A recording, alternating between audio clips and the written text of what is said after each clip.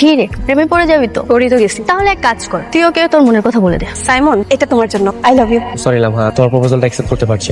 কেন? আমি কি দেখতে অসুন্দর সাইমন? লামহা, মোটে এরকম না ব্যাপারটা। আমি একজনকে অনেক বেশি ভালোবাসি, আমি অন্য কাউকে ভালোবাসতে পারবো না। অ্যাকচুয়ালি ওর জায়গায় আমি কাউকে বসাতে পারবো। সরি, তুমি রাগ করো না। কাঁদিস না প্লিজ, দেখবি একদিন তোকে ঠিকই খুঁজবে, সেদিন তুই তোর প্রতিশোধ নিবি। আমি এসব কিছু ভুলবো না। সময় এসেছে আমার। এইবার তোমাকে আমি বুঝাবো আমাকে অপমানের মূল্য কি জিনিস। যে তুমি নাকি আমাকে অপমান করেছিলে, আমাকে রিজেক্ট করেছিলে, সে তুমি নাকি আজকে আমার বডিগার্ড। আমার কথায় উঠবে আর আমার কথায় বসবে। আজকে তুমি 24 ঘন্টা গেটের সামনে দাঁড়িয়ে থাকবে, এটাই তোমার আজকে ডিউটি। ম্যাডাম, আমার ডিউটি তো 12 ঘন্টা। ভুলে যেও না, আমি তোমার বডিগার্ড না, বরং তুমি আমার বডিগার্ড। আমি যা বলবো তাই। এই তো ডিউটি পালন করা, তাই না? ফকিবাজ কোথাকার, বসে সেখানে ঘুমাচ্ছিস তুই? Madam sorry madam. একদম চুপ, কোনো কথা বলবি না। তোর মতন ছেলে আমার বডিগার্ড হওয়ার কোনো যোগ্যতাই রাখে না। আমি তোকে এখনই চাকরি থেকে নট করে দিলাম, যাবে সব। প্লিজ ম্যাডাম, আপনি এমন করবেন না ম্যাডাম, আমার টাকাটা খুব প্রয়োজন ম্যাডাম, আপনি আমাকে তাড়িয়ে দিন না ম্যাডাম। বললাম না, তোর মতন ছেলে আমার বডিগার্ড হওয়ার কোনো যোগ্যতাই রাখে না। তুই এক কাজ কর, তুই এই টাইমটা তোর গার্লফ্রেন্ডকে গিয়ে দে, যাবে সব। আমি জানি ম্যাডাম আপনি কেন এমন করতেছেন, আমি জানি। আপনি প্লিজ অতীতটাকে ভুলে যান না প্লিজ। আমি একজন বডিগার্ড, এখন আমি একজন বডিগার্ড হিসেবে আমার যা যোগ্যতার প্রয়োজন, আমাদের সব যোগ্যতা আছে ম্যাডাম। আমাকে কেন তাড়াচ্ছেন আপনি বলেন? তোর সব যোগ্যতা আছে, ওকে। আমি তোকে একটা চান্স দিব, তবে এর বিনিময়ে তোকে 3টা পরীক্ষা দিতে হবে। যদি তুই পাস করে যাস, তুই তোকে চাকরিতে রাখবো, না হলে বের করে দিব। ম্যাডাম আপনি যা বলবেন আমি তাই করবো। তুমি কি কলেজ শেষ করে ইউনিভার্সিটিতে ভর্তি হওনি? জি, আমি পড়াশোনা করছি।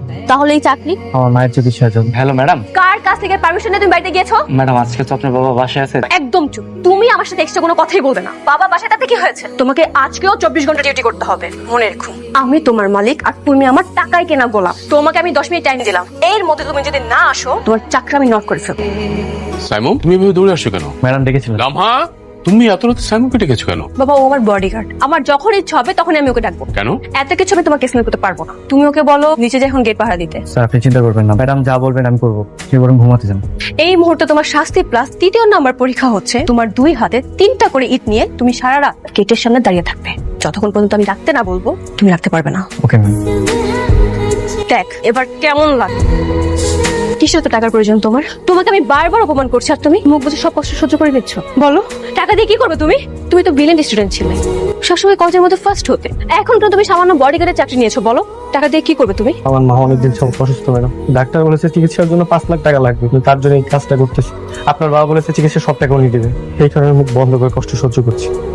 যাও, আগে যে মার চিকিৎসা করো। আমি সরি, আমি তোমার সাথে অনেক অন্যায় করেছি। আসলে তুমি যখন আমাকে রিজেক্ট করেছিলে, ওই প্রতিশোধের ক্ষোভ আমার এখন পর্যন্ত যায়নি। এজন্য না বুঝে আমি তোমাকে অনেক কষ্ট দিয়ে ফেলেছি। তুমি প্লিজ আমাকে ক্ষমা করে দাও। ম্যাডাম আপনি? আচ্ছা, তোমার মা এখন কেমন আছে? আলহামদুলিল্লাহ ম্যাডাম, ভালো। তোমাকে একটা কথা জিজ্ঞেস করি, তুমি যে মানুষটাকে ভালোবাসো, এই মানুষটা দেখতে কেমন, কোথায় থাকে? আমার কাছে পুতুল আর নোটে লেখা নাম্বার, অনেক স্মৃতিগুলো আছে। দেখি। কি ব্যাপার, কি হয়েছে তোমার?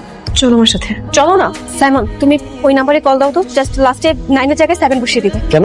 দিতে বলছি, দাও না। তুমি আমার টুনটুনি? বিট্টু, তুমি আমাকে এতদিন মনে রেখেছো? তার মানে তুমি ওই দিন আমাকে ভুল নাম্বার দিয়েছিলে? আমাকে প্লিজ ক্ষমা করে দাও না। আচ্ছা ঠিক আছে, চল।